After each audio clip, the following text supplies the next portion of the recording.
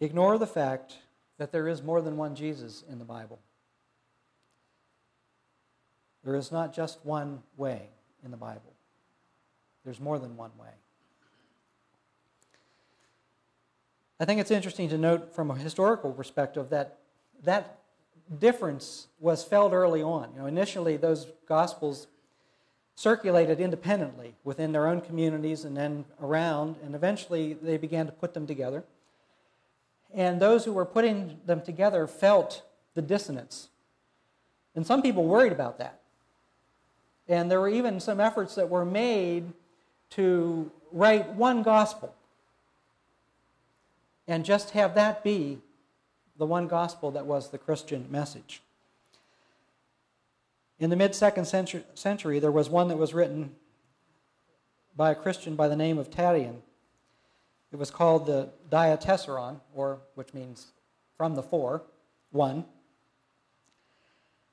And that gospel, which was a harmony, it was about 75 the length of the four Gospels, did away with all the differences in the Bible, in the Gospels, and made it a harmony. So everything was neat about the message of Jesus. There was no conflict in any Gospels. And that gospel actually circulated and was used for 4 centuries in the Syrian Christian church as their gospel. They didn't have the four. Eventually, though, they went back to the 4 Gospels. But the emerging Orthodox Church, which selected 4 Gospels as the Gospels that made it into the canon, kept those 4 different witnesses to Jesus and decided that they could live with that diversity. And that was a good thing. Now what they did was they decided to live with the diversity in the Gospels and try to come up with a unity in doctrine. So I don't like doctrine very much, but the diversity of the canon I like. So back to John. In some of the Christian world, for centuries and up through today, the Jesus of John, who sets clear boundaries about who is in and who is out, is the one that is focused on the most. And you have the passage that I read for you today, and you also have that passage that we're familiar with about being born again. And the one that's part of that is held up at football games. For God so loved the world that he gave his only Son, so that everyone who believes in him may not perish but have eternal life. Indeed, God did not send the Son into the world to condemn the world, but in order that the world might be saved through him. Those who believe are not condemned, but those who do not believe are condemned already, because they have not believed in the name of the only Son of God. So this is one of those memories that focuses on there being just one way to the home of God. And it's a favorite memory, important memory, strong memory in the Christian community. And it comes from the Gospel of John. Interestingly enough, though, I think the reason John's Gospel became what it was in the early Orthodox community, the most important Gospel, was because there was a different message and a different memory as part of the Gospel.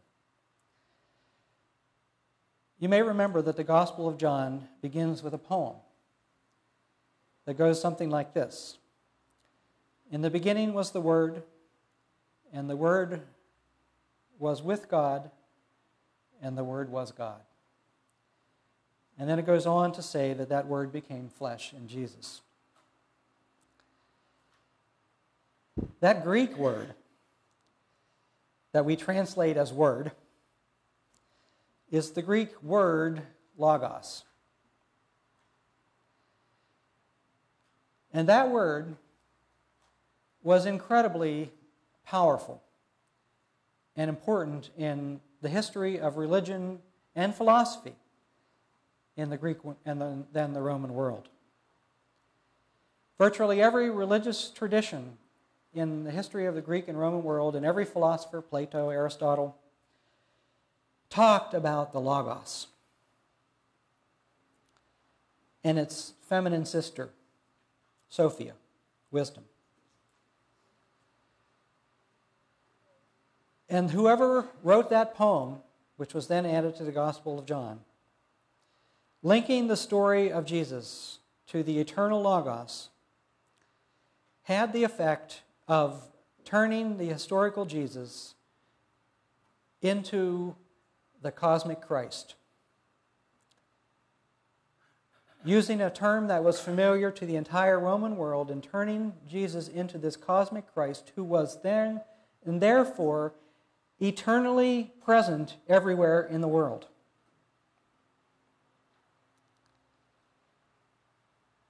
That was huge. And an incredibly important move that was made that helped Christianity emotionally, intellectually spread through the empire because Jesus was attached to that concept. Jesus became that concept, the Logos. And so then, within the Christian tradition, as it spread in that early Roman Empire, there were those who held the notion that one could encounter the divine reality revealed in Jesus without knowing anything about him. That whoever encountered Sophia or Logos was actually already in touch with Jesus and what Jesus was all about. The 2nd century Christian apologist Justin Martyr, who came out of the Stoic tradition before he became a Christian and who had already learned and then written about Logos, urged that Jesus was the Logos, of whom every tribe of men and women partakes, and that those who lived their lives within the Logos were already Christians, even if they were reckoned to be atheists, such as those among the Greeks, Socrates and Heraclitus and others like them.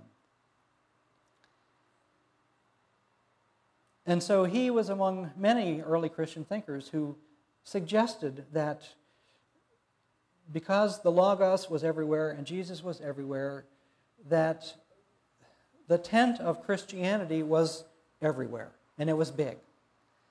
And that those who encountered the Logos and followed wisdom and followed the Logos and strove to make their lives better by conforming their lives to it were already, what he said, they were already Christians. They didn't even know they were Christians, but they already were.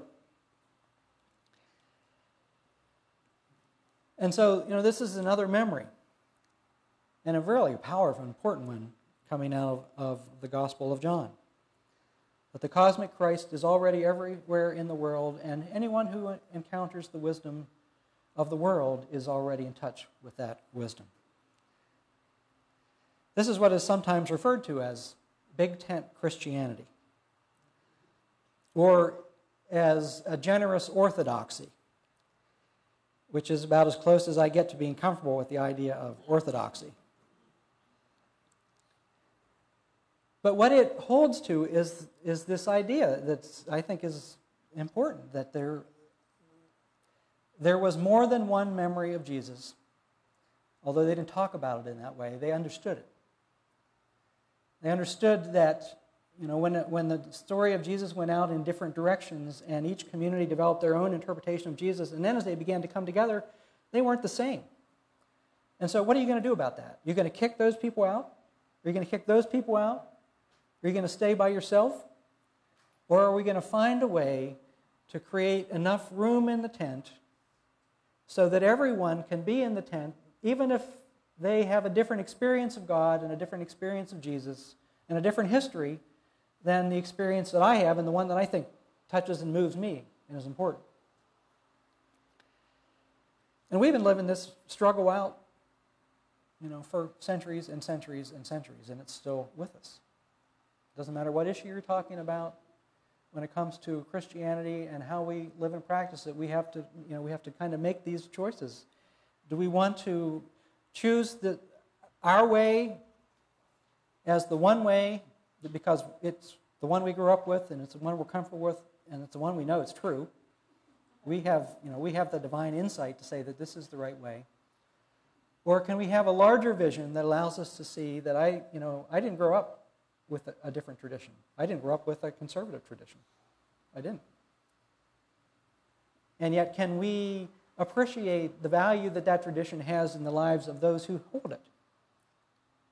And then can we come together under a big tent and do some things together that we all agree are important, like serving the poor and giving, a great story, long story, but a great story. Yeah, you did. And that's the vision that I continue to hold out for and hope for, as we struggle with who we are as a community here, and within the larger tent of Christianity, that we have a big tent, and that we have respect for one another, and we find ways to work together, and that we remember that there are different memories of Jesus. And there was a true Jesus, a real man who lived and breathed, and there's not a single one of us who knows for certain what he actually said and did. But we have our memories, and we can honor those memories and keep them important and respect the memories of others. Thank you for listening.